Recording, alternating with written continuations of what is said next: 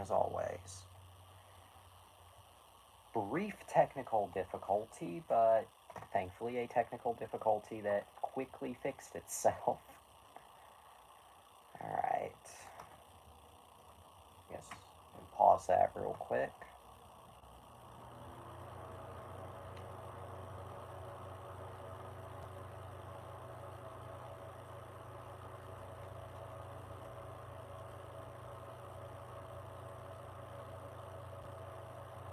Alright.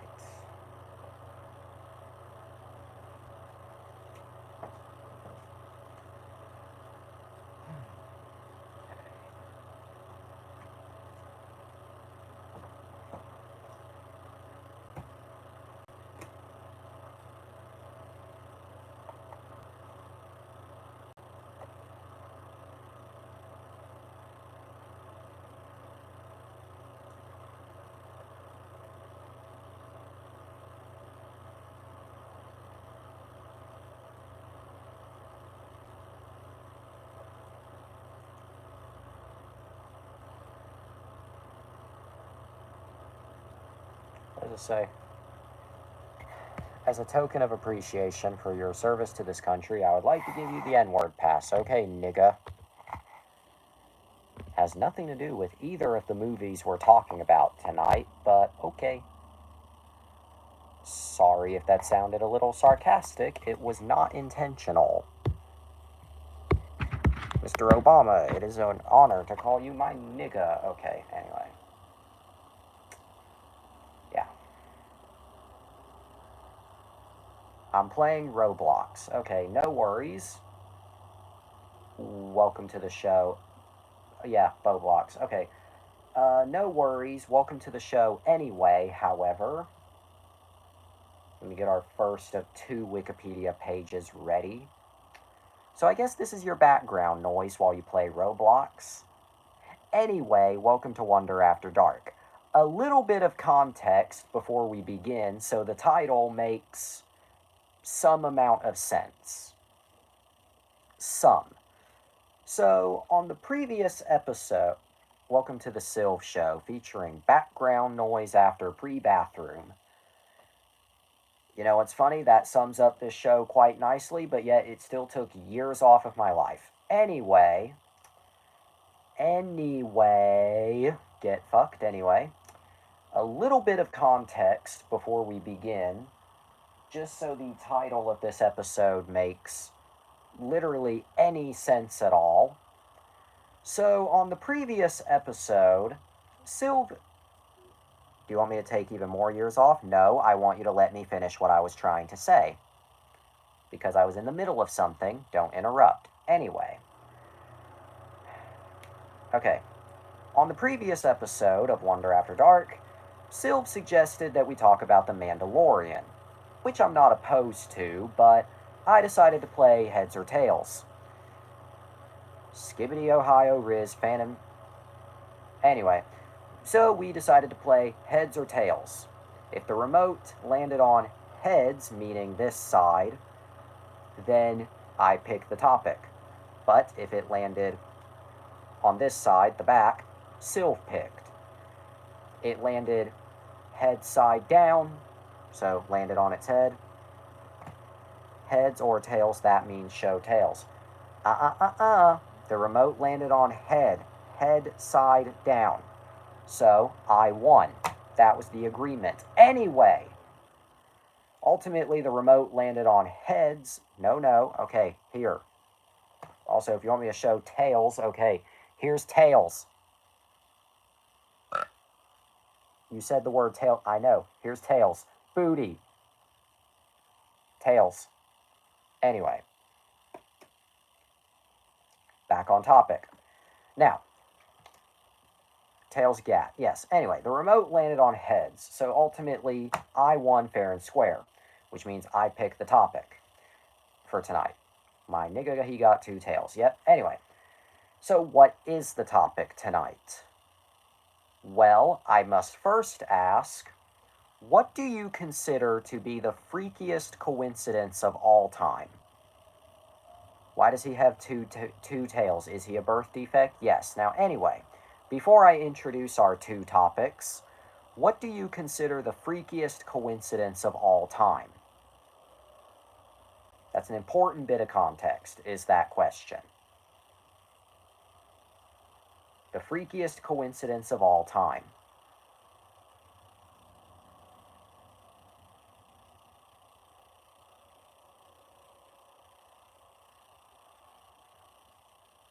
When I met, name withheld. I request a little bit more elaboration as to how it was a quote-unquote freaky coincidence, because then we can segue into the topics a lot better.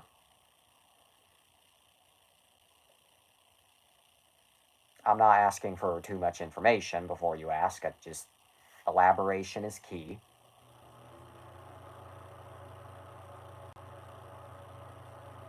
I knew of him previously and then met him on a website. That makes sense. Kinda similar to my life story, but let's save that for another time. Anyway, and I discovered he was that guy, yeah. Not really identical, but kinda similar to my life story, but we'll save that for another time. Anyway, now, if you ask me what I think the freakiest coincidence all time, you don't get a life story, you get a wife story. Shut up. Anyway, if you ask me what I think the freakiest coincidence of all time would ever be, it would be two feature films from Walt Disney Animation Studios. The first of which was their 50th animated feature, which released on November 24th, 2010, and the other, their 60th animated feature, which released on November 24th, 2021. Now, at first, that might not seem that weird. Like, okay, a lot of movies share the same release date. What's so special about that? Well, both of the films that I'm going to be reviewing tonight are quote-unquote celebratory films. In this case, milestones. Walt Disney Pictures presents 50 Shades of Grey. Oh yeah, I can tell you are, well, you are listening. You're just only choosing to home in on certain words just to get on my nerves. But anyway, they are both celebratory films in that they celebrate or acknowledge a specific milestone. The 50th film, the 60th. They are both films that have a female protagonist. And they are both films, of course, which came out on the same release date, not quite exactly a decade apart, but 11 years apart. Let's just say a decade apart. You got me, Leonardo. Cheers. You are not fucking funny. Okay, anyway. Now, I was already going to review both of these movies individually. Do the Leonardo cheers pose. Okay, now please stop. Anyway. Now, I was already, well, first of all, I was already stretched for time because we have movie number 2 playing in the background as we speak. But I was already going to review both of these movies at some point on the show. But I decided, I'll stretch you for time, shut the fuck up. But I ultimately decided, you know what? It's already November 24th. These movies already share a release date.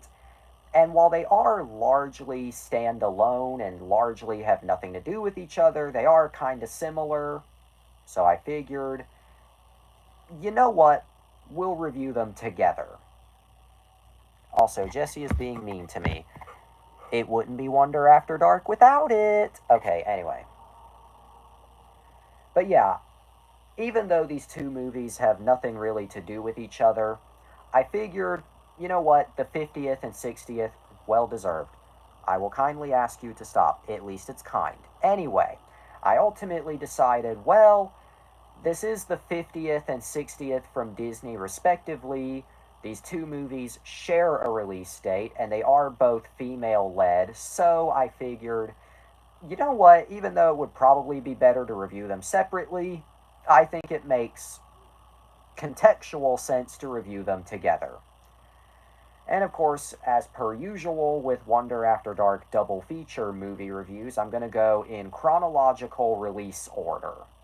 So 2010, 2021. 3, 2, 1. We're 10 minutes in. I will kindly what the fuck boom. Shut up. Anyway. 3, 2, 1. Tangled is a 2010 American animated musical adventure fantasy comedy film.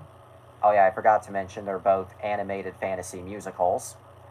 Anyway, produced by Walt Disney Animation Studios and released by Walt Disney Pictures.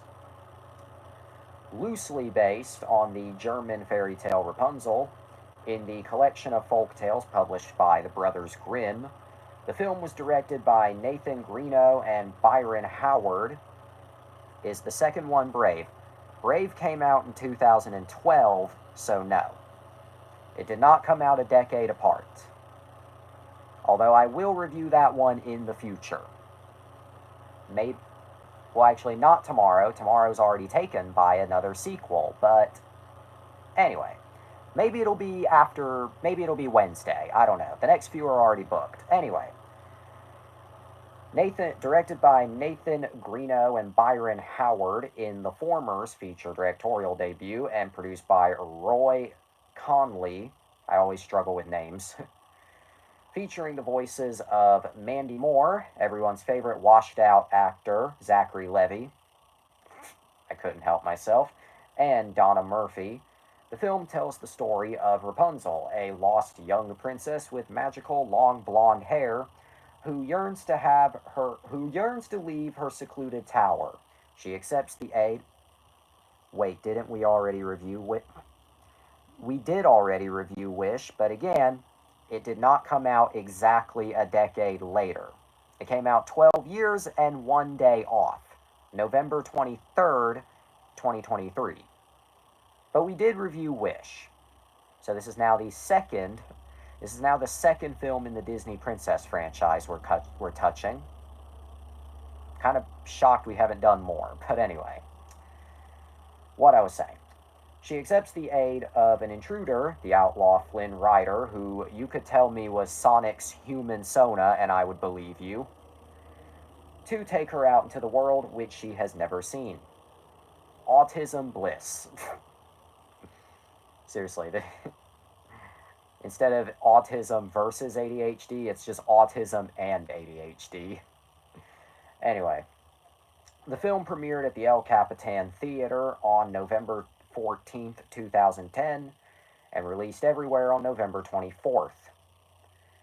The film had a budget of $260 million, which in Disney money is pocket change, and made $592.5 million. Haha, wow.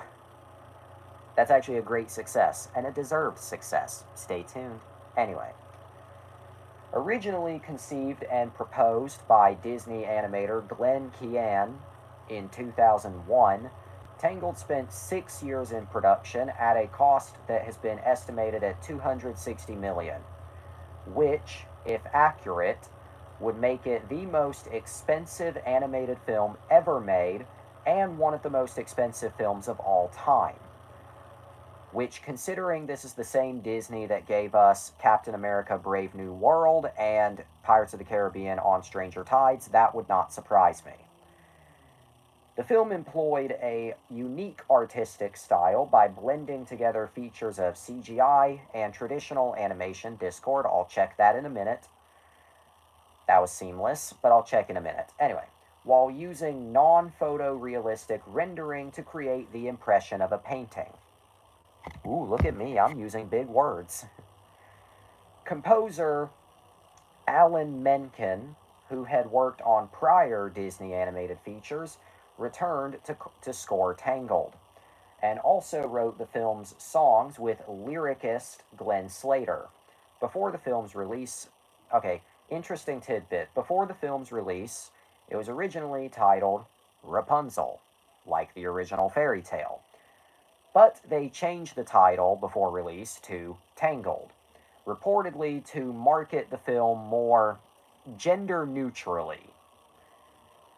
Although apparently it was also because of The Princess and the Frog being a box office bomb and something about the word princess makes it a bomb. I don't know. That's what I've heard. But it was also to market the film gender neutrally. Anyway, as I previously stated, it premiered at the El Capitan Theater in Los Angeles on November 14th and went into general release on November 24th. November 24th.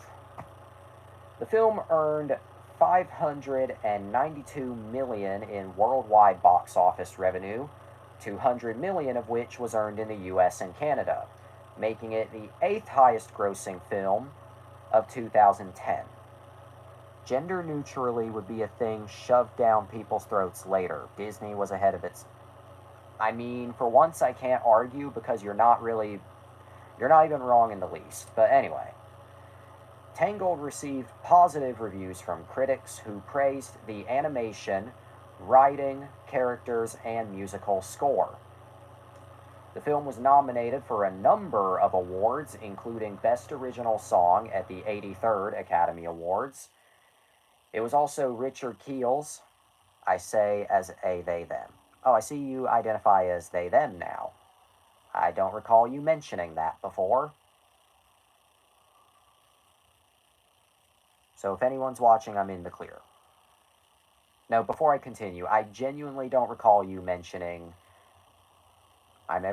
well, you've mentioned that before, but they, them would imply explicitly that let's shut up and move on.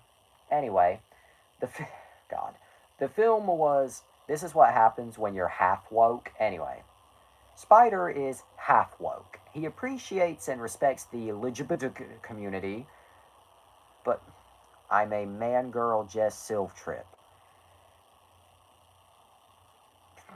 God. Anyway, Tangled was also Richard Keel's last film role before his death in 2014.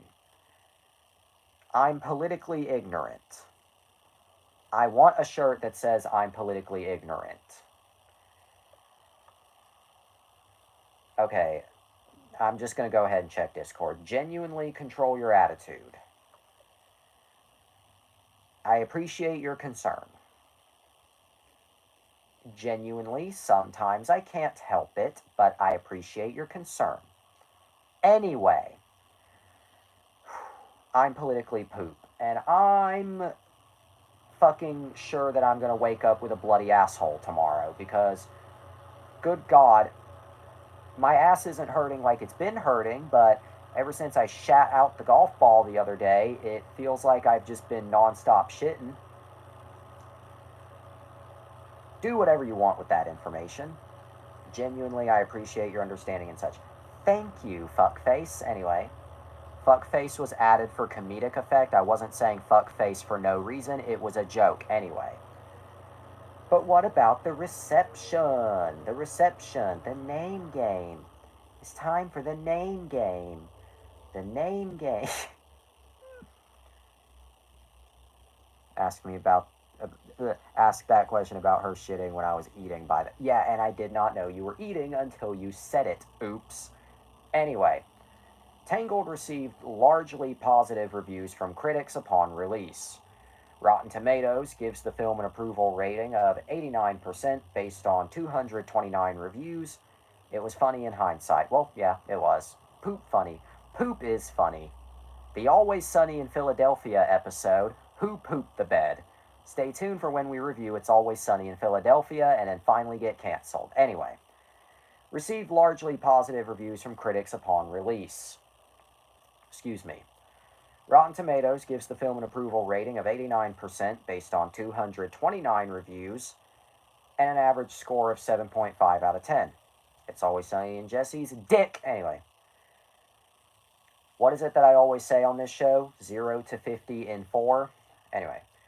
The consensus reads, while far from Disney's greatest film, Tangled is a visually stunning, thoroughly entertaining addition to the studio's classic animated canon. Metacritic, which assigns a weighted average score based on reviews from mainstream film critics, and I'm a go, Jessica. I guess you're bored. If you're going to go, no worries. Besides, I feel like this topic is more of interest to Spider anyway. Cunt. Anyway, I'm going to just keep reading. But if you are going, have a day. If you want to catch up later, you can do so when it goes up.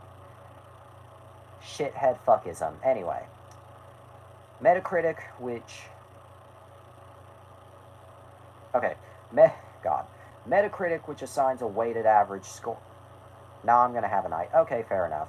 On the town. Anyway, weighted average score based on reviews from mainstream film critics calculated a score of 71 out of 100 based on 34, indicating generally favorable reviews.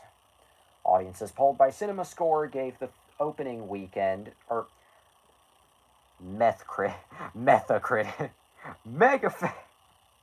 Anyway, audiences polled by CinemaScore during the opening weekend gave the film an average grade of A+ on an A+ to F scale. Watch Hope and Faith, the hit comedy series starring Kelly Ripa and Faithful. I've never heard of Hope and Faith. I don't even know what the hell you're talking about. And while I'm sure it's good, I literally have never heard of it prior to right here, right now, right this very second. I apologize if I sound like an ignorant, sarcastic cunt. I've just never heard of the show you're talking about. Mind you, I've been pestered to watch a lot of things that I've never heard about. Case in point, Mr. Nanny. Anyway, goodbye, whores. Oh, so you actually are leaving. Well, if so, that's perfectly fine. If you want to catch up tomorrow, you can. That's if you want. Otherwise, have a day. Assuming Sylv is actually leaving for this episode, I guess it is me and you for the rest of this one, Spider.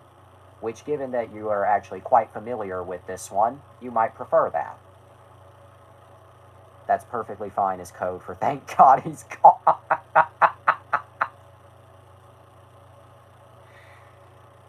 I swear I don't hate him. I swear I don't. I just have a love-hate relationship with people who have ADHD. My sister included. Anyway, back on topic. Because I'm not repeating, but back on topic. A.O. Scott of the New York Times. A.O. Scott here. Anyway, A.O. Scott of the New York Times positively reviewed the film as the 50th animated feature from Disney, and its look and spirit convey a modified, updated, but nonetheless sincere and unmistakable quality of the old-fashioned Disneyness. And Time film critic Richard Corliss wrote that Tangled wades into the DreamWorks style of sitcom gags and anachronistic sass, while praising the film for achieving the complex mix of romance, comedy, adventure, and heart that defines the best Disney features. He included the film at 19 in a list of the top 25 all-time best animated films. Woo! Yeah. Also, the DreamWorks gags. Anyway. Okay. Last review that I'm going to read. I'm not reading every single review, but last review that I'm going to read. James Berardellini, but according to the judgment of the Oratrice Mécanique d'Annelise Cordonel. Anyway. James commented on his review website, Real Views, that the film is entertaining and enjoyable, but not groundbreaking. He also stated that Rapunzel is not as memorable as Snow White, Ariel, or Belle, as well as stating the songs are neither catchy nor memorable. Okay, after this, Todd McCarthy, film reviewer for The Hollywood Reporter, opened his review with, "It would have been nice if Disney's self-touted 50th animated feature were one of its best, a film that could stand with the studio's classics. But the world will have to make do with Tangled, a passably entertaining hodgepodge of old and new animation techniques, mixed sensibilities, and hedged commercial calculations." So it seems like, despite the positivity, the film still kind of had a mixed, maybe not mixed, but it seems like, okay, better way of wording this, because that came out all just lopsided. It seems like, despite the positivity, the critics were still bitchy. The only film critic you should trust is me, because even if a movie is dog shit, I can at least find some positive. Except The Chaperone, which was a really bad WWE movie that Sylv made me watch, and I could not find a single positive. It was just fucking boring. Anyway, but what about home video? You know, videos that you watch in your home? Tangled was released by Buena Vista Home Entertainment on March 29th, 2011, as a Blu-ray 3D plus Blu-ray plus DVD plus digital copy combo pack, a 2-disc Blu-ray DVD combo pack, and a single disc DVD.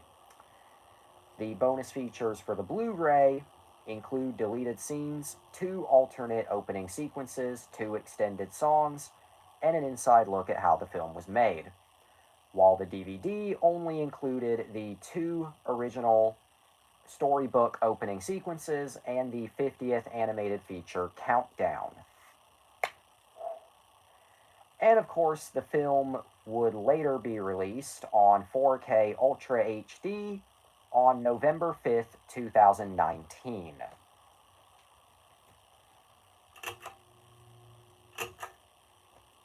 Sorry, I was turning the fan on. Okay. Actually got through this quicker than I thought. So, I have an interesting history with this movie, but first I want to hear your history. First I want to hear your history with Tangled, and then I'll give mine. Take yo time. Wonder After Dark, the only show where the mood completely changes depending on how many audience members are here. I don't know. I guess you forgot.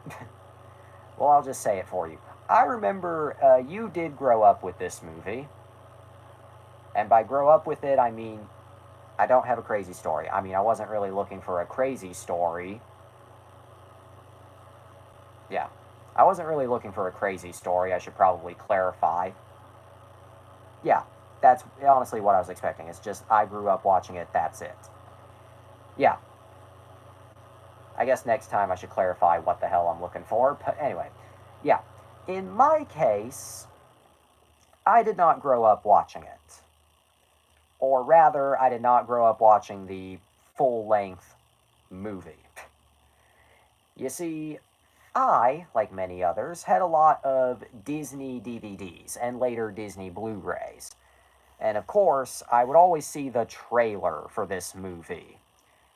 My clearest memory would be, there it is. My clearest memory and association of the film would be right here. I'm pretty sure this is correct. Yeah. My clearest memory and clearest association would be the DVD of Toy Story 3, in that a trailer for Tangled was included on the DVD of Toy Story 3. But I never cared about the movie because, gee, look at this, but imagine it about a decade younger. That's code for, I have a penis. Combine that with, my sister wasn't born yet. And I didn't have any other girls in the house besides my mom. So, why would I care? Because I was a sexist little pig with no female siblings, well, I have female cousins, but no female siblings. So let's put this back on the shelf. Oh. I'll pick that up later, but anyway. We'll check on that fire later. Anyway, but I had my house was female as fuck. You've mentioned that before. But anyway, and I feel like your female as fuck house is probably why you are the way you are. Anyway, but back to my story. I had always seen the trailer for the film throughout the years, and of course I'd seen like bits and pieces, but I had never seen the full movie. It wasn't until I realized, wait, my taste in cinema can be broad, that I finally decided to check it out. And I actually do have kind of a not crazy story, but funny story. Now, this is a line that I typically say to Syl, but on the previous incarnation of this show, which does not exist anymore, aka An Evening with Jess, you see, long time ago, I did live streams very similar to this one, but with a Mexican. Yeah, we all know that Mexican man. Anyway, although at the time he would have been a Mexican boy, but anyway. I did promise to him one day that I would review, or at the very least watch that movie. And I did live up to my promise.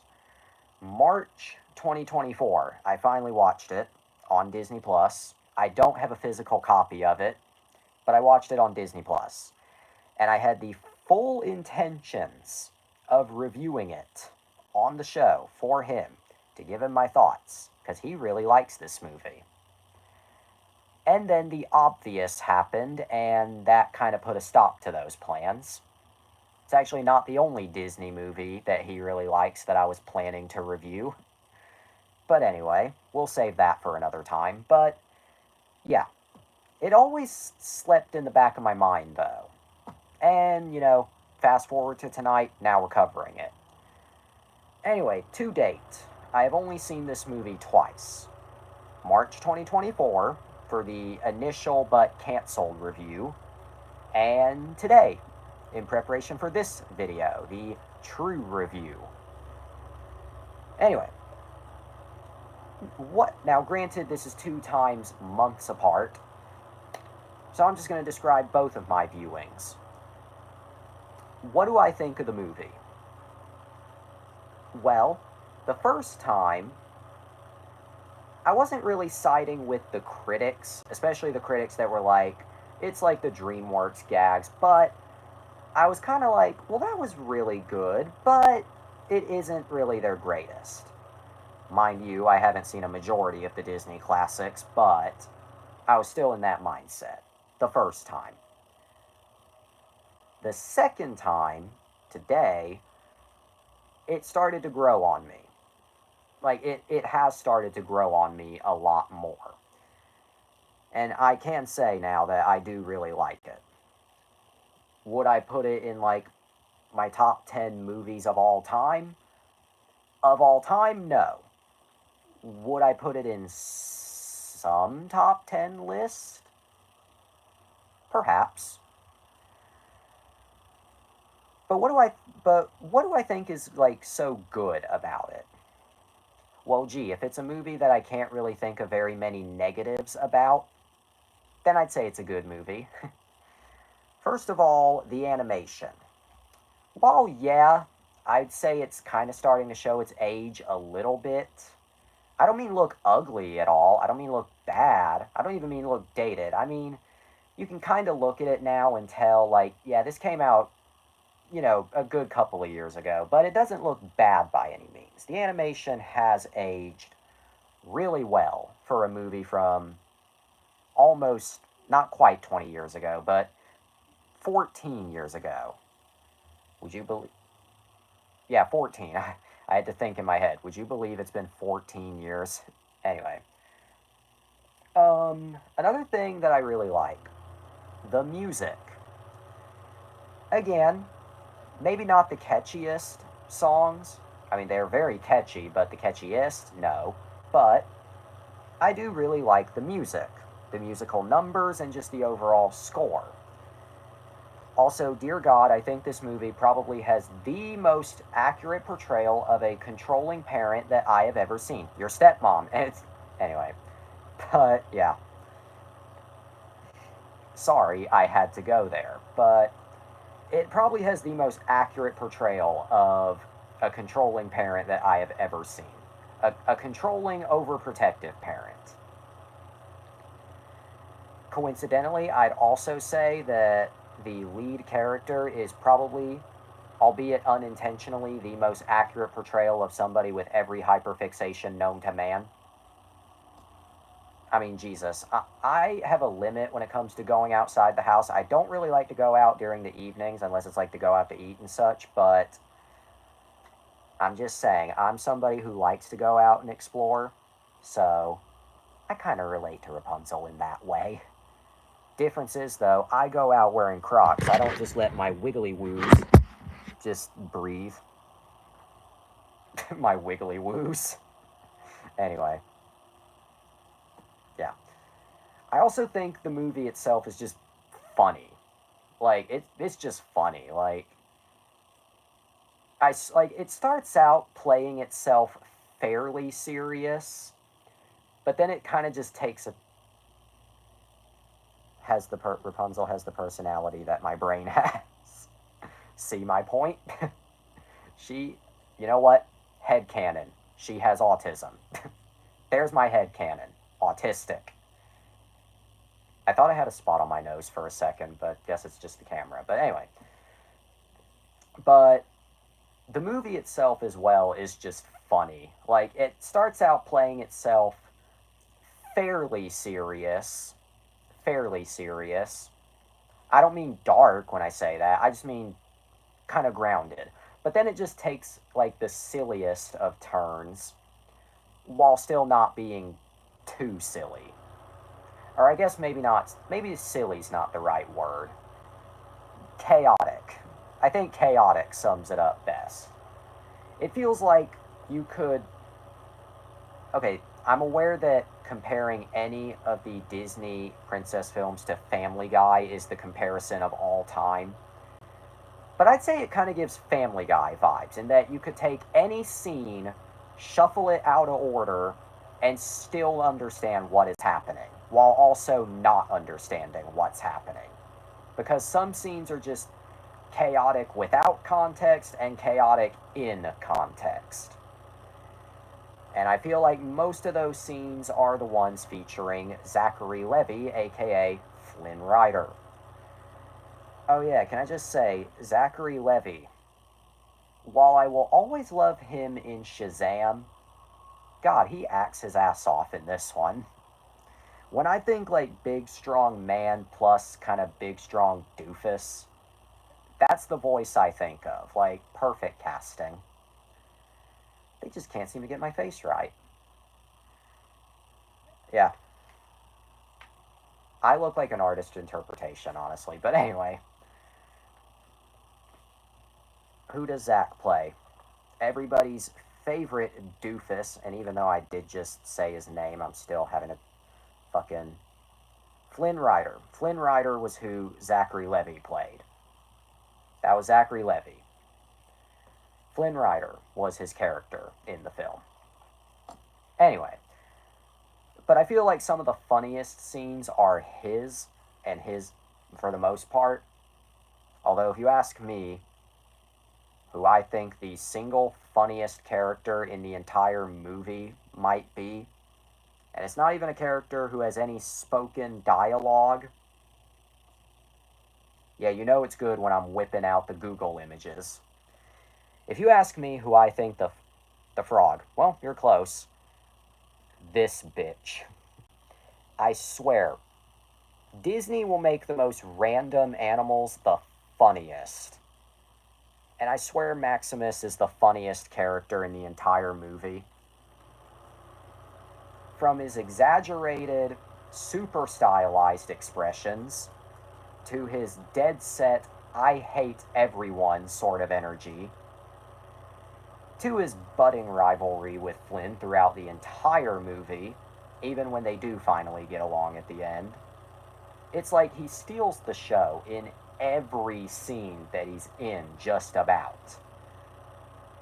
And it's funny, I feel like they only wrote this character in just to be comic relief. But you know what? If that's the case, I'd say it's comedy relief that paid off. Although you say the frog, Pascal is also funny. Although in my opinion, I think Maximus might be funnier. Just my personal opinion. But they're both great. Look at me. I have a personal preference and a personal favorite, but still like two things equally. I must not be human. But yeah. Can I think of any negatives with the film? Not really, no. I can't really think of anything to like nitpick. I can't think of any like genuine negative aspects. Granted, I've only seen it twice now. I'm sure if I watch it like third, fourth, fifth, I'll probably be able to pick out something. But I just think it's a very funny, sweet, wholesome, just good movie all around. And one that I do recommend.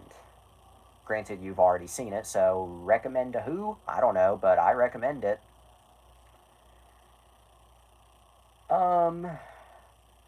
Oh, and I guess I probably should also add, was, so obviously I did state the film was a critical and commercial success. So, of course, it led to other projects, which we will have to cover at a later date. At a later date. But to keep it, I guess, to abridge or future proof for a, I guess, part two, in December 2014, the producer, Roy Connolly, revealed that the production team had heavily pushed for a feature length sequel to the film. But when the writers and directors got together to develop one, they realized, or I guess remembered, she cut her hair. It's over. Connolly explained that at Disney Animation under John Lasseter, it is always the filmmakers who decide whether they are ready to make a sequel, not marketing or merchandising. And then eventually they provided the explanation that they weren't really interested in continuing the story. Apart from the short film Tangled Ever After, which we'll have to cover, who knows, we might cover it next, I don't know. I haven't even watched it, but we'll cover that one sometime. Anyway, in May 2020, Hannah Shaw Williams of Screen Rant asked whether the success of the movie would lead to a sequel. I love the short. I haven't seen the short, but if it has your seal of approval, then I guess I'll watch it. But anyway, stating that there is no word of a sequel being in active. It sounded like somebody just slurped, and I can't tell if it was Copper or Pepper in the other room or my sister doing a hit and run, because she does do that. Anyway, stated that there is no active development of a sequel, while also stating, unfortunately, that Disney was developing a live-action Rapunzel film, stating that it would take several years for it to reach theaters. Classic Disney, say no to an animated sequel and then do a live-action one. Ugh. Yeah. Despite the fact that a sequel doesn't seem certain, however, the film was later followed by a television series. The television series was first started with a made-for-TV movie titled Before Ever After, which took place after the first movie but before the series. And then, of course, it was followed by the television series, which began airing on Disney Channel, which ran from March 27th, 2017 to March 2020.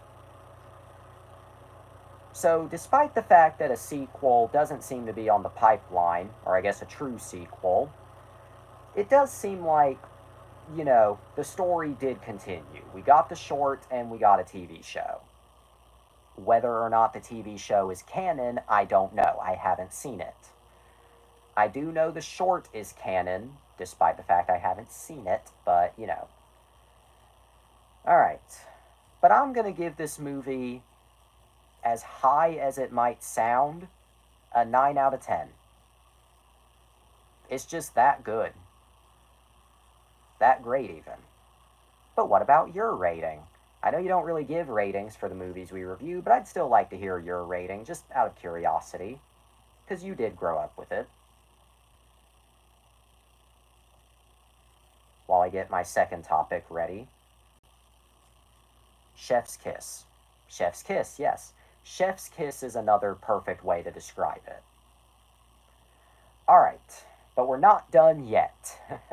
So, Tangled, as I said, was Walt Disney Animation Studios' 50th animated feature.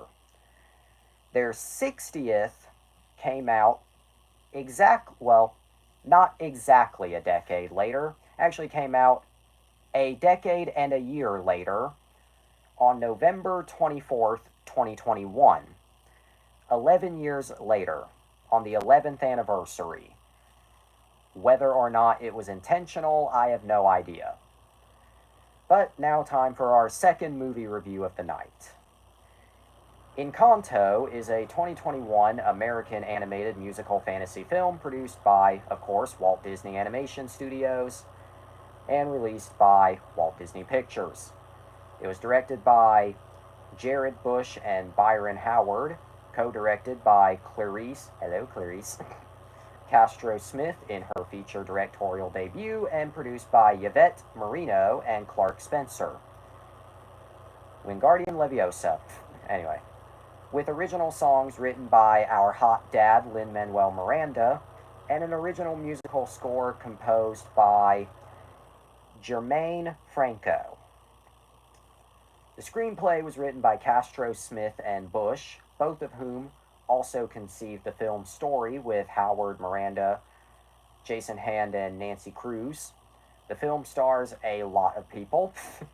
It stars the voices of Stephanie Beatrice, Maria Cecilia Berturo, John Leguizamo, there's a name I recognize, Mauro Castillo, Jessica Darrow, Angie Cepeda, don't talk to me, I'm Angie, Carolina Gaetian, Diane Guerrero, and Wilmer Valderrama, with Renzi Felice, Ravi Kabat, Conyers Adisa, and Maluma in additional roles. I probably just disrespected a lot of family bloodlines there.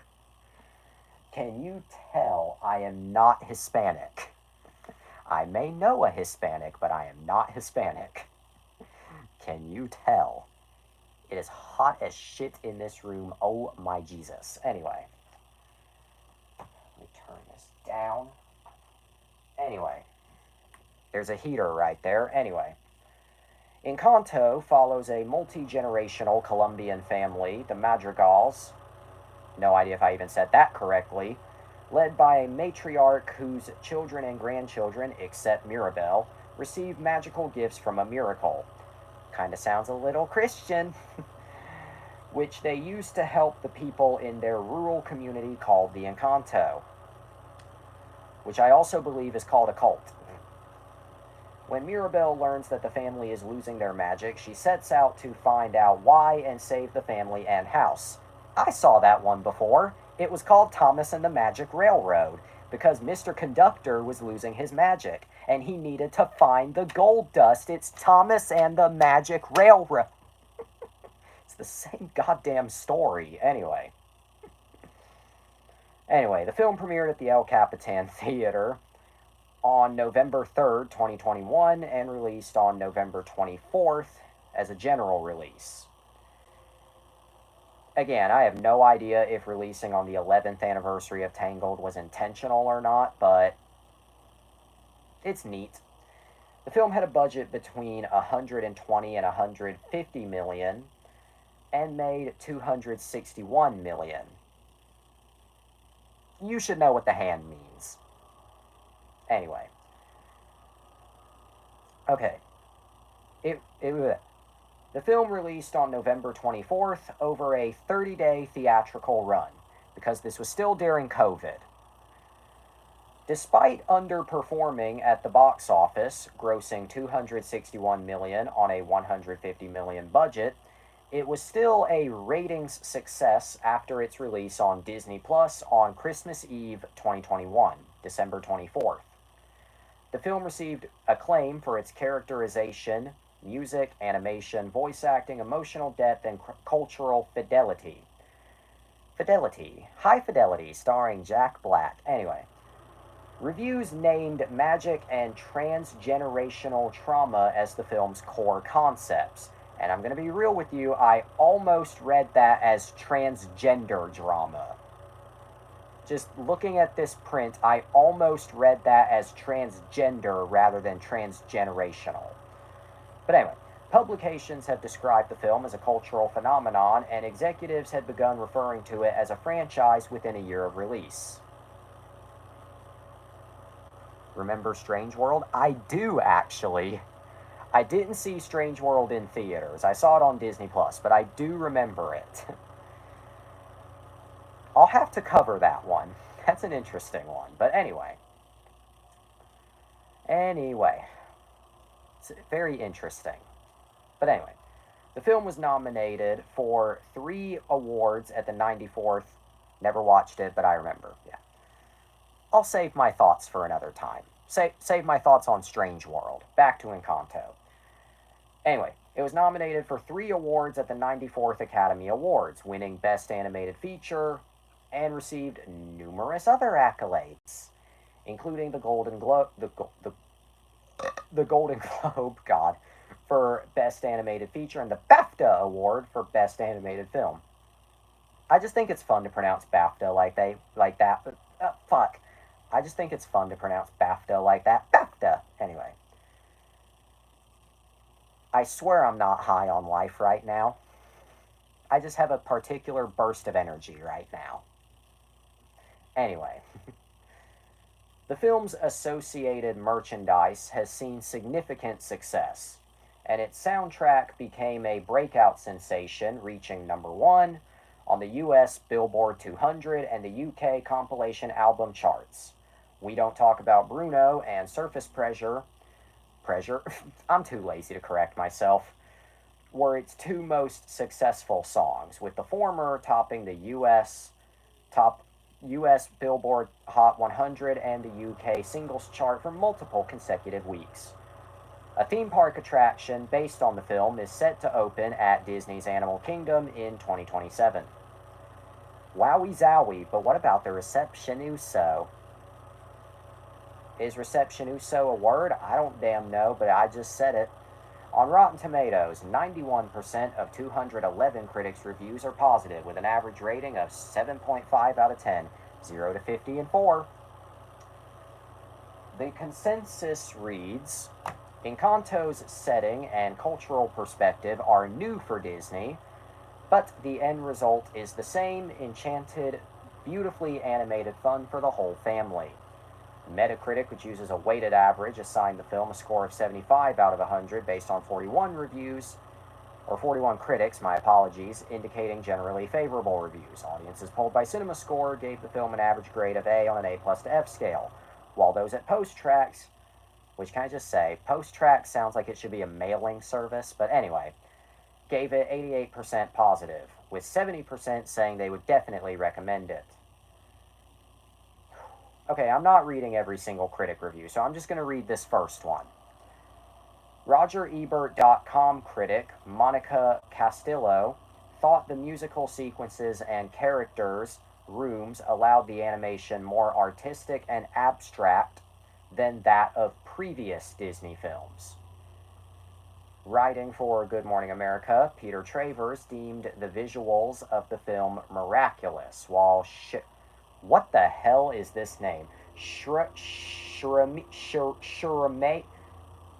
Shremayee. Which Harry Potter spell is that? This fat bitch of First Post described the animation as having spellbinding intricacy. I swear I'm not a Harry Potter fan.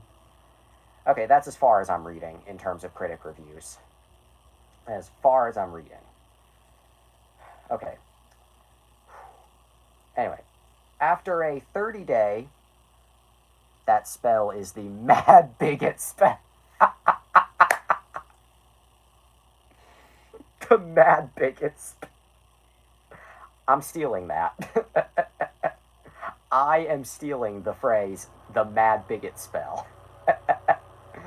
Anyway, after a 30-day theatrical run, the film released on Disney Plus on December 24th, 2021, Christmas Eve, and then it was released on DVD, Blu-ray, and 4K Ultra HD on February 8th, 2022. The bonus features include Let's Talk About Blue. Let me try that again. Bonus features include Let's Talk About Bruno, Our Casita, Journey to Colombia, Familia Lo Es Todo. I know Spanish, but I also don't. A journey through music, and a sing-along version of the movie.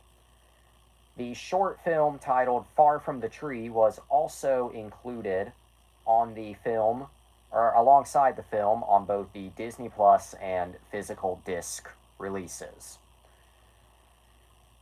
Since its Disney Plus release, Encanto has consistently topped Nielsen's weekly streaming chart, most recently with 1.224 billion total viewing minutes.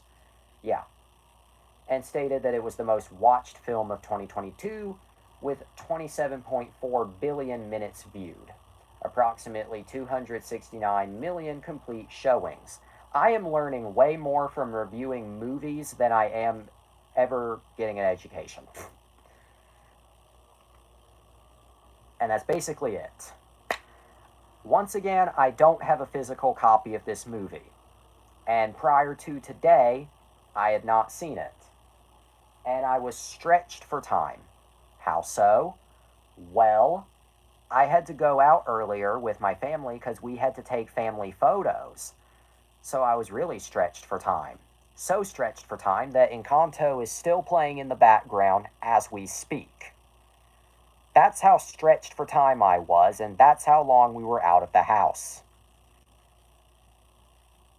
Anyway, even though it's not finished yet, I'm still going to provide my review so far.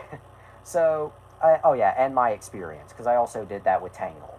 So, my experience with Encanto was, if you thought Tangled existed in the background, Encanto really existed in the background. In that, it was always on in the background at various points. Oh yeah, I should probably add, my family did not see this one in theaters, so it was a Disney Plus watch. Anyway, it was always on at various points in the background. Here's a reenactment.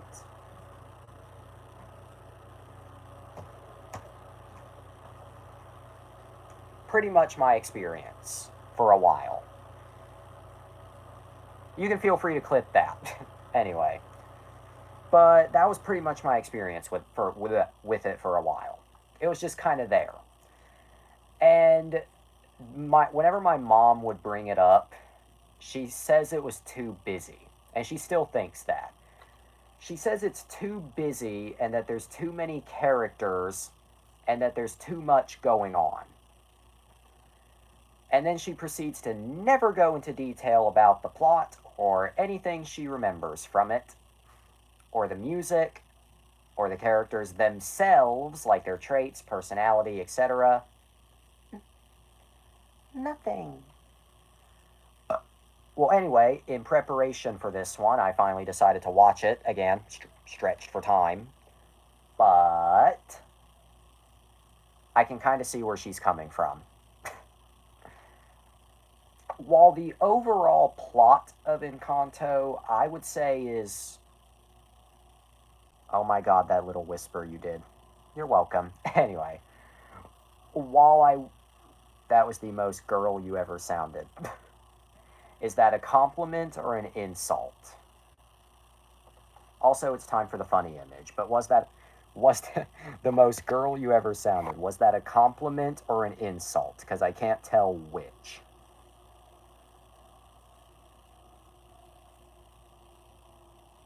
I mean, I don't know, depends. Depends on what? I'm just curious.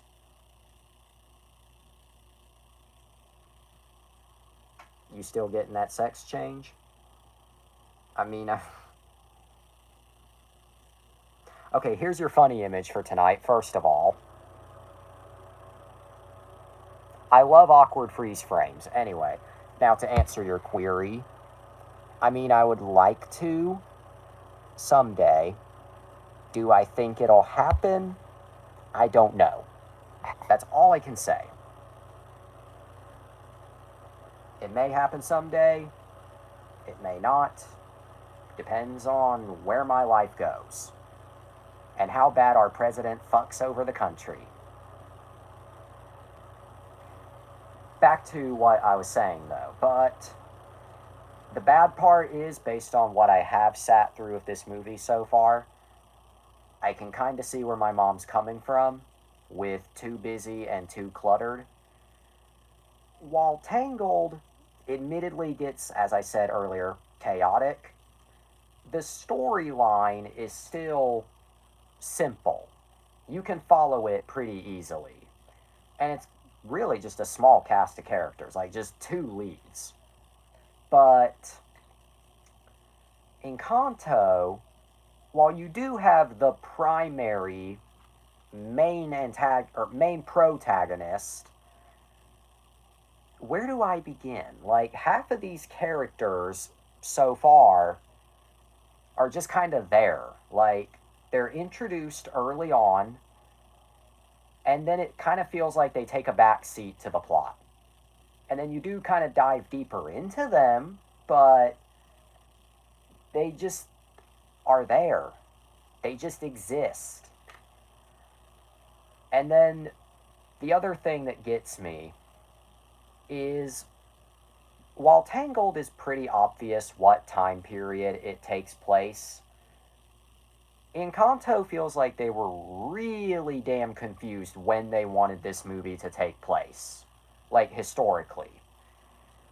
Because you look at the village, you look at the people, and it says, like, kind of the same time period as Tangled, maybe a few decades after, or maybe a century later. But then you look at how particularly the guys are dressed, and it kind of gives like 1960s, 1970s. And then they take a family photo later with a camera, albeit it's not like a modern day camera, but still, a camera exists. So, what year is it exactly? Is this like pre-technology? Oh, and another thing I should add. There's no electricity seemingly in the house. Like, you don't see any wall outlets or anything, so, like, huh? I mean, a lot of stories do take place in kind of that mixed time period, mixed technology kind of world, and they do work, but this one just feels confused. Like, does it want to be set in the past? Does it take place not quite present day, but in some, like... But yeah, I know that's kind of like a nitpicky sort of observation, but it's bothering me a lot. But, yeah. But do I agree with my mom that it feels too cluttered? Well, in terms of how many characters there are and how many there are to keep up with, oh, absolutely. I think y'all could have cut down on a lot of these characters. Like, could have done Thanos and given us half off. I don't know. Do I agree that it's too busy? Well, given that what I'm looking at right now looks like an accurate portrayal of my mental episodes, yes. I swear, this feels like one of those movies that, like, you can't look away from or else you miss, like, the slightest detail. I promise I don't hate it, but... I promise I don't hate it, but right now I'm just like, what is this? Yeah. that's as best as I can describe.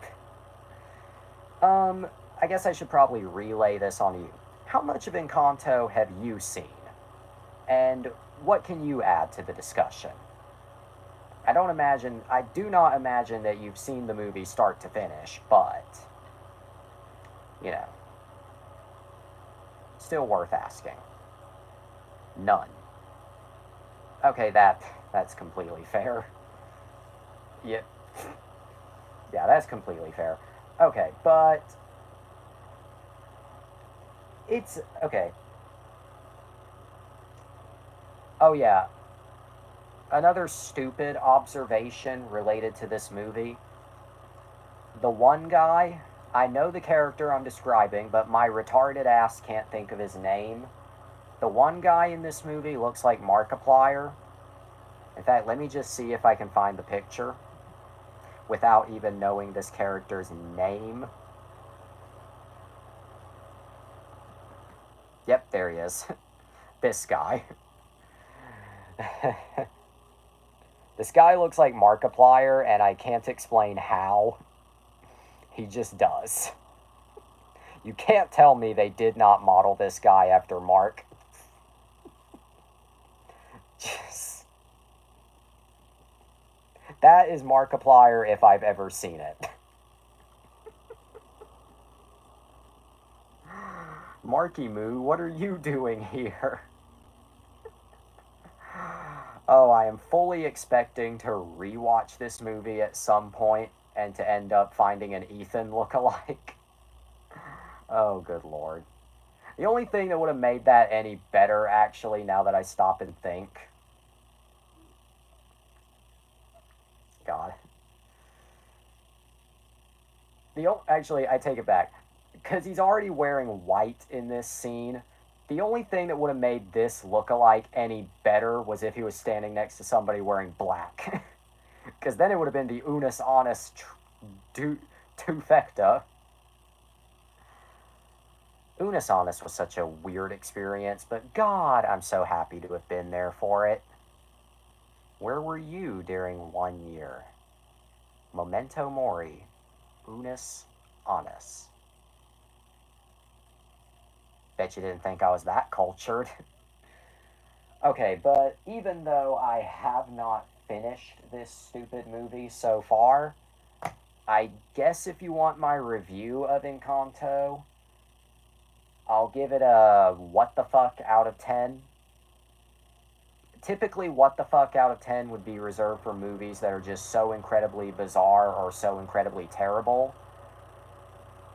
This one I'll give a what the fuck out of 10 on a what the fuck is happening scale. But it's a good movie though, I'll give it that.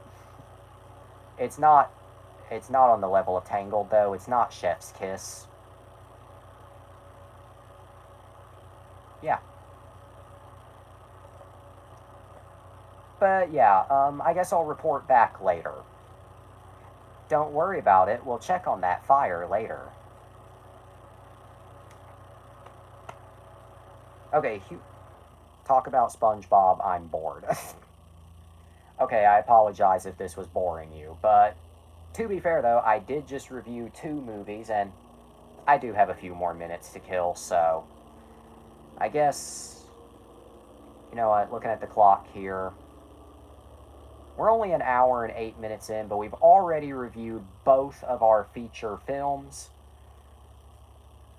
I got 10 to 15 more minutes of material to stretch this out, to pad this out. You know what? Your wish is my command. Genie does as you wish. I'll do SpongeBob.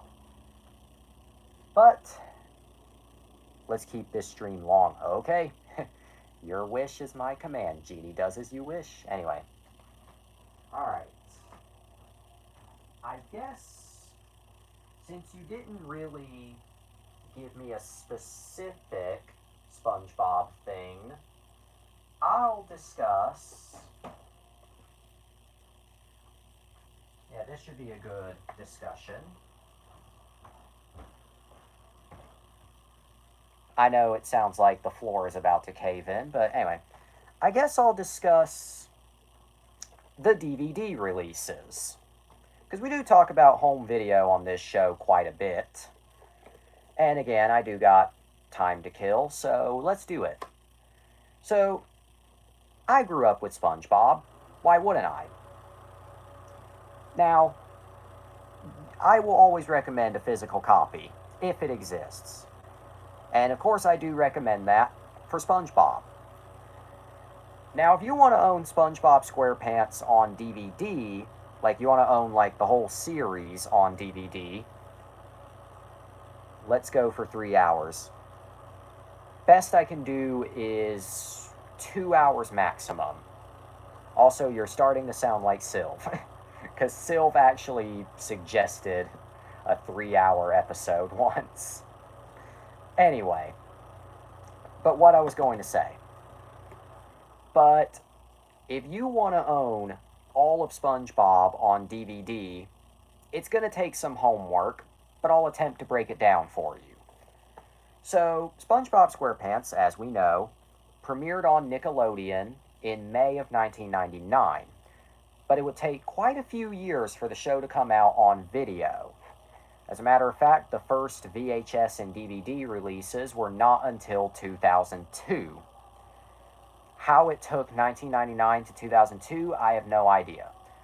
And the complete first season did not come until 2003. But this is the original release. This was later reissued in slimmer packaging, but this is the one I have. And this is the one you might see the most in people's DVD collections. Spun. Oh, hey, Sylv, welcome back. Didn't expect your ass to show up again. Anyway, I'm talking about SpongeBob because Spider is bored. Anyway, this DVD set contains most of Season 1. I say most because, thank God I'm back. Oh, God. I say we're talking SpongeBob porn. No, we're not. Anyway, Alright. I say most of Season 1 because this box set is actually missing one episode. The missing episode is Help Wanted, the pilot. Now, at first you might think, why is that one missing? Well, the reason Help Wanted was left off of this set was because of copyright issues with the song Living in the Sunlight. Oh, I can show you Kinky Dirty Boy, because Yep, correct, Tiny Tim. There was copyright issues with the song, so they had to leave it off. So, technically, that should be the 99% complete. But this set had some decent bonus features, nothing crazy, but not to be confused with the kid from A Christmas Carol, who did not die. We are reviewing The Muppet Christmas Carol sometime this year. Anyway, but this was the first complete season to be released. And from then on, Nickelodeon would keep releasing every season of SpongeBob on DVD. I don't own these, but they released the complete second season, followed by the... Also, I'll have to politely decline that offer. Hey, Spider, give Sylv some credit. They politely declined. Politely. Anyway. Now, Season 3 was interesting. The complete third season. The complete third season actually included Help Wanted, which should have been on this DVD, but was not because of the copyright. Have you seen that trailer for SpongeBob Season 2? SpongeBob second season. Yes, I have. And it's a banger.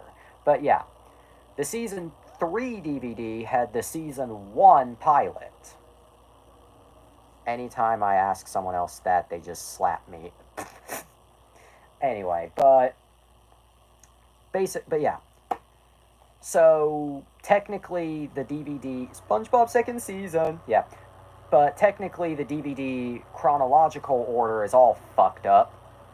Anytime they ask me, they kick me in the nuts. So, if you want to watch the show in order, you have to go Season 3 for Help Wanted, then this set for Season 1. Okay. But so far, we're on the right track. Then, starting with season 4, Nickelodeon began splitting the DVDs into volumes. So instead of the complete 4th season, they released season 4, volume 1, and season 4, volume 2. SpongeBob second season, yes, SpongeBob second season, and so on and so forth. So season 4, volume 1, season 4, volume 2, season 5, volume 1, season 5, volume 2, and finally season 6, volume 1, and season 6, volume 2. I'm not sure why they switched from and word power. Okay.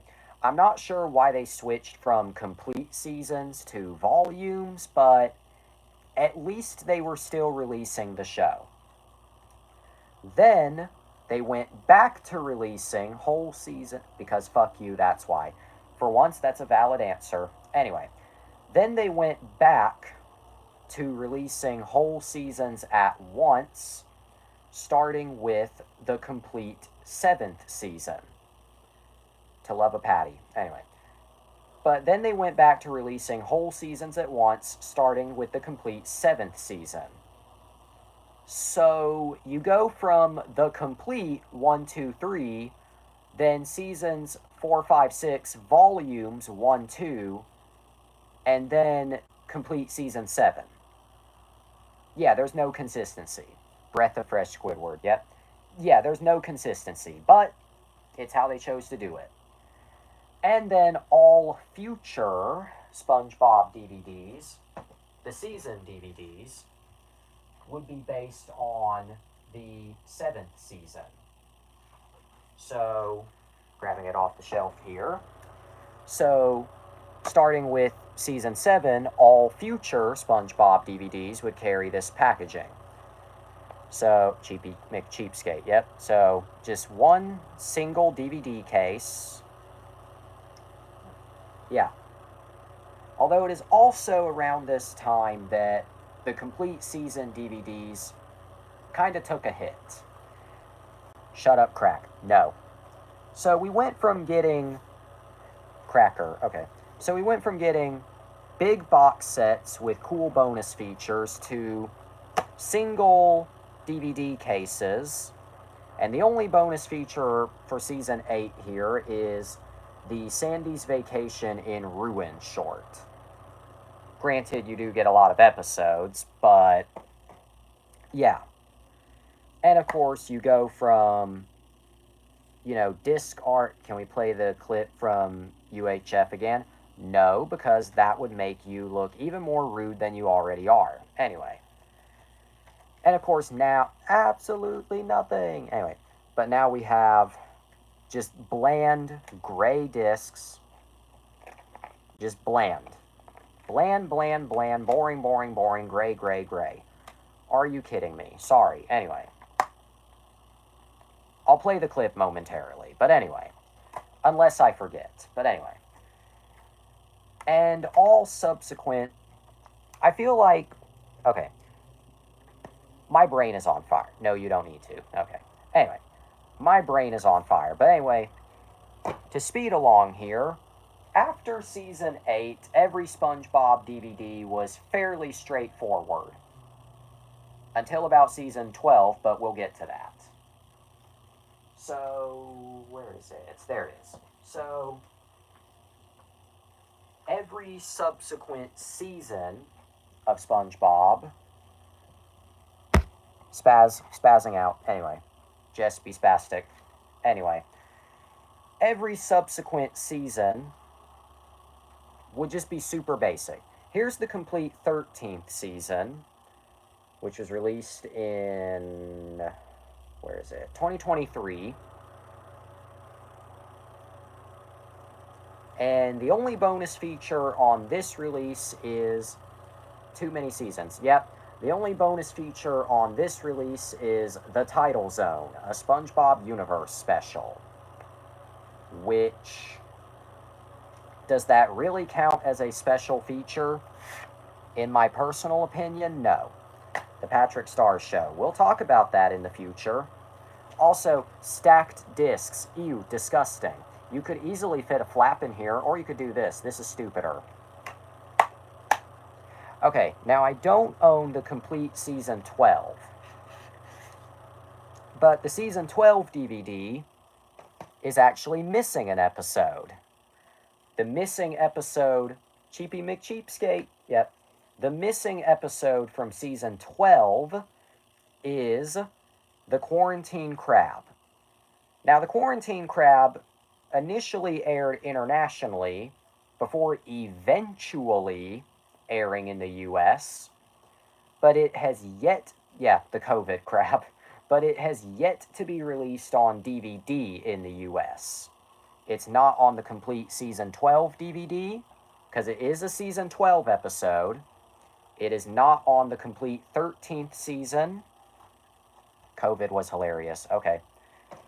It is not on, Spider would heavily disagree with that, but okay. It's not on any compilation volume DVDs. It is nowhere. To my knowledge, it's not even on Paramount Plus. I could be wrong, but I'm joking. Good.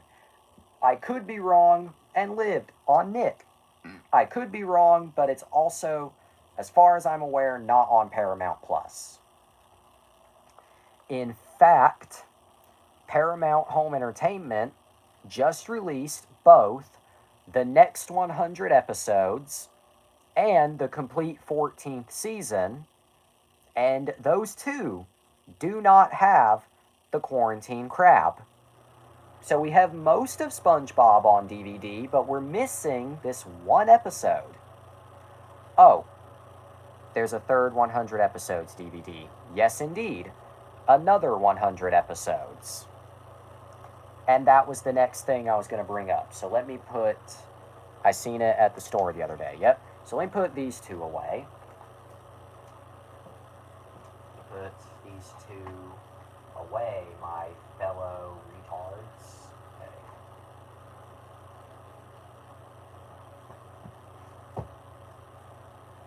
There they are. Okay. Kind of tricky to get to.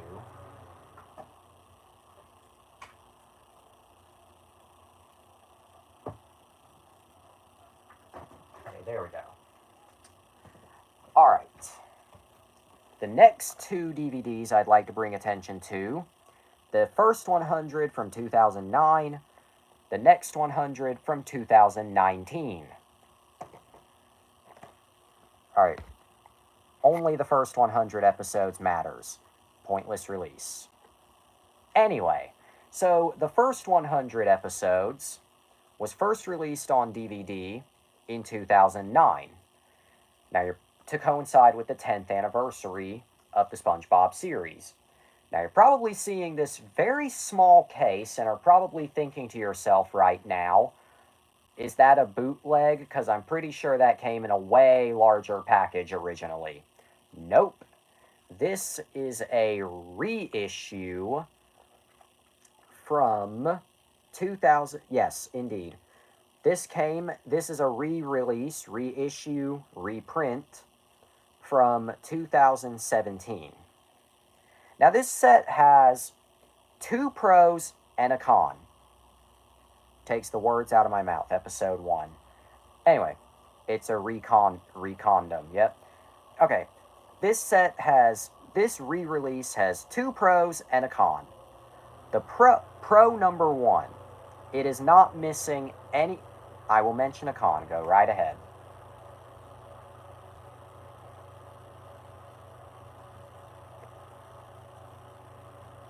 Go right ahead.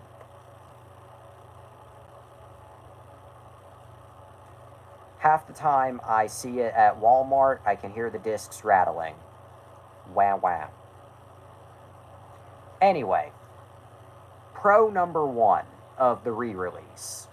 It is not missing any major content from the 2009 release. So all the bonus features, Square Roots, the story of SpongeBob SquarePants, audio commentary from the animation team, life lessons from Bikini Bottom, Help Wanted, the 7 Seas edition, and Kick Wham Pow Bob music video are all here and accounted for. Major con, cheap case. Yep, anyway. Second major pro is while I do kind of like the look of the 2009 release more, this copy is very slim, very compact. It does not take up that much space at all. In fact, grab this as our example. It's only, yeah, if you look, yeah, Major Pro, you get the best stuff. Yeah, it's only a little bit thicker than, yeah, that's a Major Pro. In terms of storage and space, it's very size efficient. It's only barely thicker than a standard DVD case. The con, because I said 2 pros and a con. So the con is, you're a major hoe, yep, is that the discs are admittedly stacked. Although the good thing is that they're not stacked directly on top of each other. So they can't get scratched as easily, but this is still a really good release. You know, if you want like the first 5 seasons of SpongeBob, so that's why it easily breaks, yeah. In fact, the new release is even worse. Oh yeah, this is actually not the newest release. The newest release actually came out this year, and it's even worse quality than this one. Yep. So what you saw at the store the other day is the new copy, which is even shittier. But anyway. But basically, if you want the first 5 seasons in one package, and you don't really care about like a lot of bonus features, because this doesn't have a lot, but this is a good release. I seen a box set with 3 of the 100 episode packs. Yeah. Without getting too technical, Paramount started using these really bad cases, so basically a 300 pack, yeah.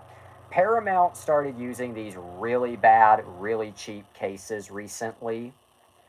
I believe they started using it with the Star Trek shows. Anyway, now another 100, which is the newest 100 episode pack, is in that type of case. Paramount minus, yep. But they went back and re-released the last 200s in that case to match. But in turn, the quality took a hit. But anyway, what I was going to say. This DVD, oh yeah, despite the fact that seasons 1 through 5 is that case holographic, no. There is no holographic doohickey. Anyway, while this case, excuse me, what I was saying, it's just the reflection. But anyway, while this release, me sleepy anyway. Okay, well, I'm almost done. But anyway, while this release, excuse me, is, God, while this release does contain seasons 1 through 5, which were released previously, this is not a repackage of those existing discs. So, yeah, there is some bonus content on here that's not on the individual seasons, but if you don't care about that and you just want those early episodes in one case, this is the way to go. The next 100 episodes is another story. While this release had brand new discs and Help Wanted placed in the right order at the beginning of Season 1, where it should have been all along. Oh, and I forgot to mention, it also includes the version of Shanghai that originally aired, which was titled You Wish. This set, the next 100 episodes, is just a repackage of the existing DVDs of Seasons 6 through 9, with no custom menus, no new content. In fact, put the discs into your player and you'll just find out they're Season 6 Disc 1, Season 7 Disc 1, Season 8 Disc 1, and Season 9 Disc 1. They just took the same DVDs for Seasons 6 through 9, slapped them in a new case, although they at least they updated the disc labels. Some airings of Shanghai in Canada actually titled it You Wish. Wait a tick. I know who to forward that to.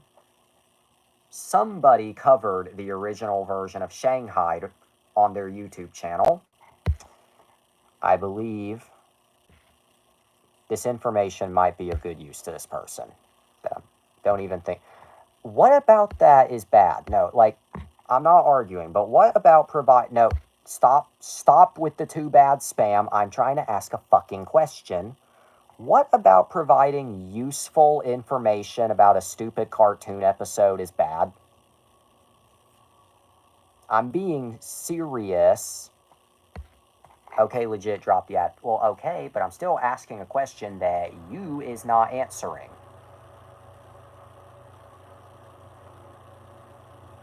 Wonder After Dark, the only show that goes on a little longer than it needs, because I don't want to.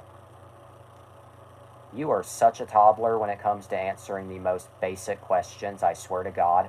But anyway, back to the good times. Let me explain to you. Okay, go ahead. Wonder After Dark, the only show where I fuck up on the daily. While you type up your explanation, I will put these back on the shelf. If I don't see what you say, it's because I'm over here putting these on the shelf. Copper.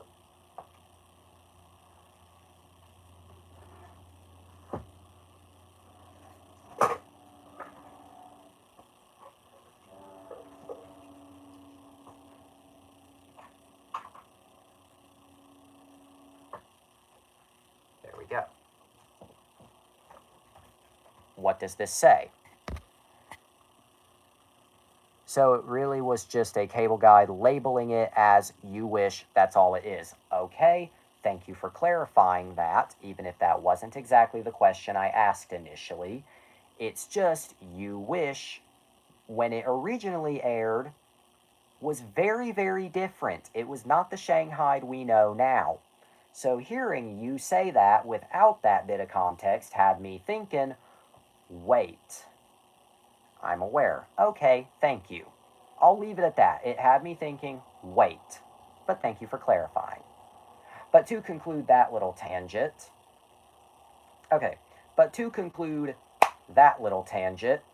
basically, if you want to own every season of SpongeBob on DVD, there's a few sets of releases to go after, but just so you know, there's not really any real concrete definitive release. Yeah.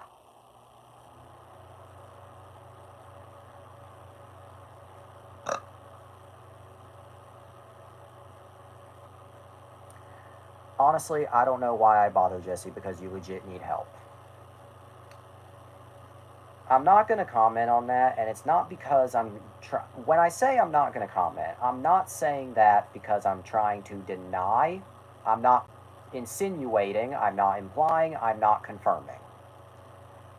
Oh, Jesus Christ. There's no way to improve if you don't want to put in the effort to get help. I'm aware. Now, what I was trying to say...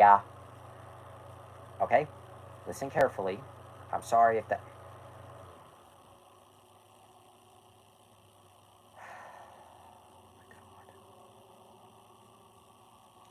I got a few more minutes to kill before I wrap this up. Sorry to disappoint, Spider, but I don't think we'll make it to 3 hours, but I think we can make it to another 5 to 10 minutes, which is a little under 2 hours. Close enough. But you are right, Sylv. It's just you hand my ass to me so much, and you do have a point, you really do. I'm not going to deny your very good point. Doing so would be terrible. But with all due respect, I'm going to have to hit you with, sir, this is a Wendy's. I see Sylv is making you mad. Please don't. Just please don't. Okay. Let's lighten the mood. You end that with... Okay, yeah, I picked the wrong dialogue option. So let's just end this. Let's just lighten the mood, but not with a joke. Kind of a rhyme, kind of not intended. Let's just lighten the mood, move past this shit, and then, I guess, end it for the night. Because this episode has already gone on way longer than it needed to. So, trying to think of one last little detour to go on as the world crumbles around me. I'm going to kindly ask that we defuse this immediately, cease and desist anyway. So,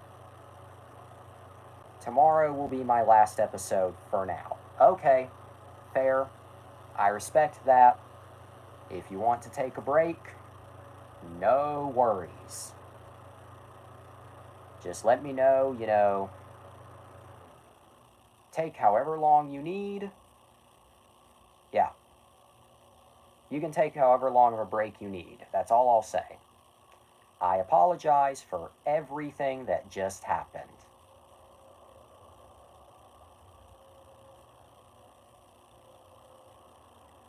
Well, anyway, to lighten the mood and to hopefully sour it less, let me just say for the 1000th time, okay? I will say it and then I'll get to what I was going to say. Do not wake me up with paragraphs. Okay, I will not, even though I have not done it in a while. Ask before you vent, please. Okay, I will. I have been pretty good at that lately with a few spot occurrences. Oh my god. You did it several times. That's what I just said. I've been pretty good at it. Just... Oh my god. Okay. You have a point. I have a point. You're right. I'm right. But let's, at the end of the day, just agree to disagree.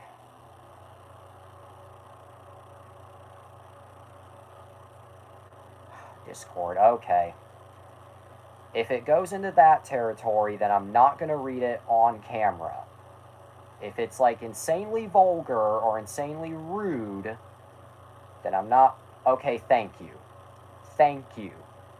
All I have to say is meow. Thank you. Thank you for not saying, like, fuck you, fuck your show, fuck Spider, fuck everyone. Thank you. Thank you. I picked the wrong dialogue option. You picked the neutral option. Okay, moving on. I got a bit more time to kill, then I think I'm done for tonight. So, one last topic, and then we're done. Just one last topic. Because my soul... I don't. Okay. I'm saying one last topic for me for tonight. Anyway, one last topic for tonight, and then we're done. So, trying to... My brain is just mush. Okay. So, what are some future... Or let me try that again, because that just... God, I need to finish this. Okay. Given that I said at the beginning of this episode that Tangled was a topic I had always planned to cover, but had pushed off for one reason or another, are there any other Wonder After Dark episode topics that I had always had on the pipeline, but never covered for one reason or another? I mean, there's quite a few. Too many to list. But given that I've been pushing off the Thomas movies for a while, and I did cover Thomas and the Magic Railroad recently, I think the next logical step is Calling All Engines. When will I get to that? I don't know. But I will say that tomorrow night's episode will be Diary of a Wimpy Kid, Roderick Rules. Because we did tease that last week. So yeah, Roderick Rules is tomorrow. Oh god. Well, I mean, oh God, in a good way. Because I love Roderick Rules.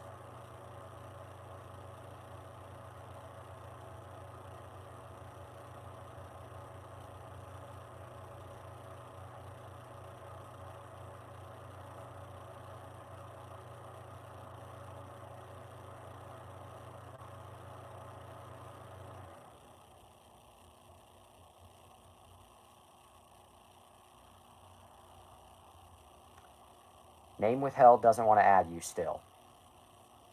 Fair. Just fair. I mean, I assume you brought it up to him. I guess. I don't know. That seemed kind of random, but, you know. Otherwise, I'll just leave it at fair. I don't want to say anything else that might be accidentally stupid. And that's not me being jokey, that's me being honest.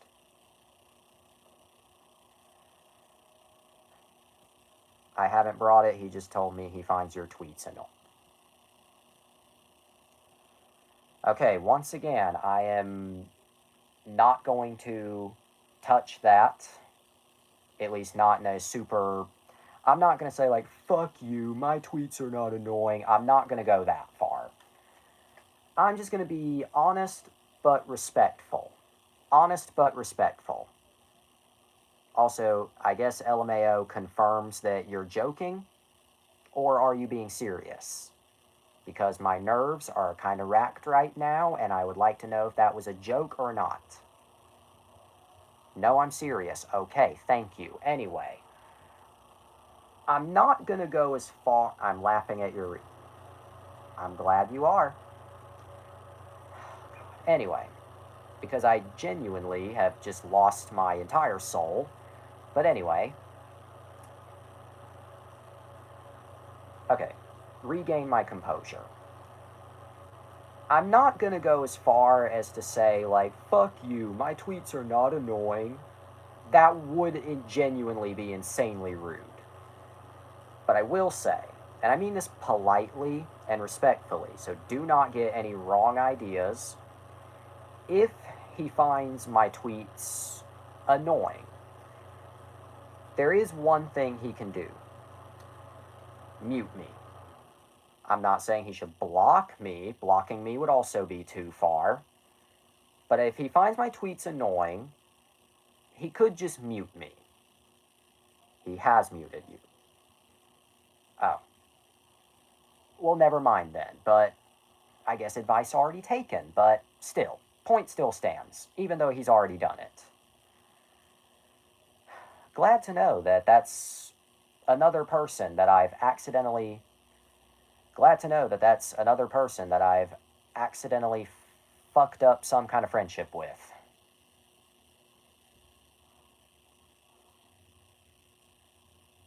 Okay, for realsies, one last thing, and then we're done for tonight's episode. So, we're getting close to Christmas, and we're getting close to the end of the year.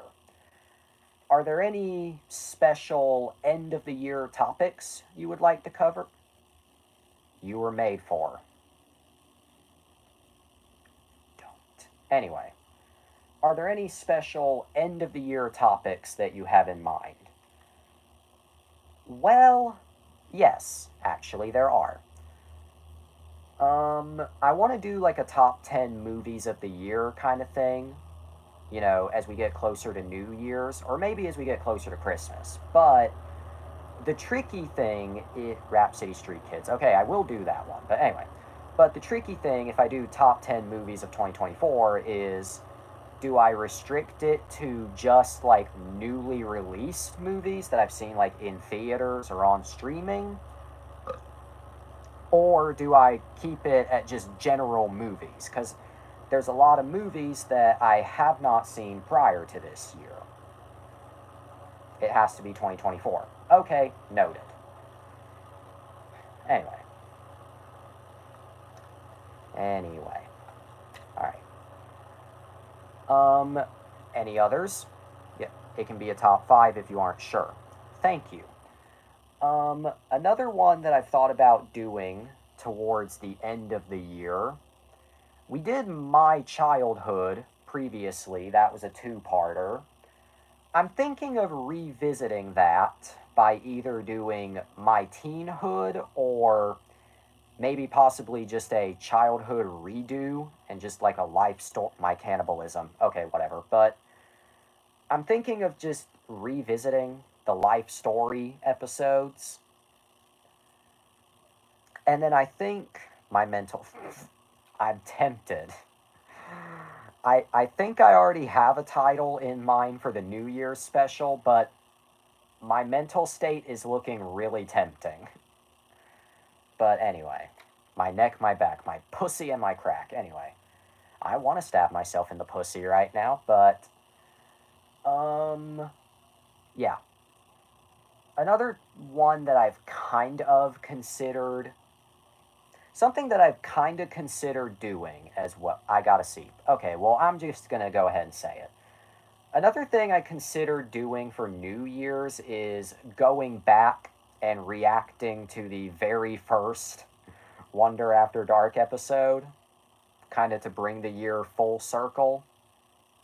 I don't know. I got another month and a half to think. Meta, yep. Okay, well, this episode started out pretty good, then went south. But tomorrow night, we're going to find out if Roderick truly does rule. Does Roderick rule? Depends.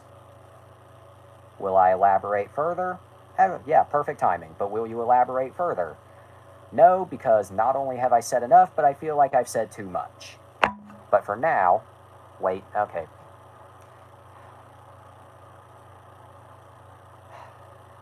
Go ahead. It's getting, I just had to look at the time. It's getting late. Let's just say Roderick Rules is fantastic. Yeah, let's say that. It is fantastic, but you'll hear my full in-depth thoughts tomorrow. Assuming you show up tomorrow. Again, it's entirely your choice. It's entirely optional. But anyway. But for now, always remember, eat your cereal, go to bed, to be continued. Tomorrow will be my last day till December. Perfectly fair. Which means you're going to come back to me screaming, because we all know what December 1st is.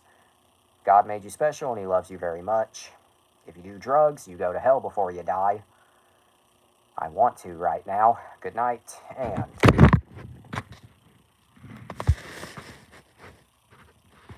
have a day.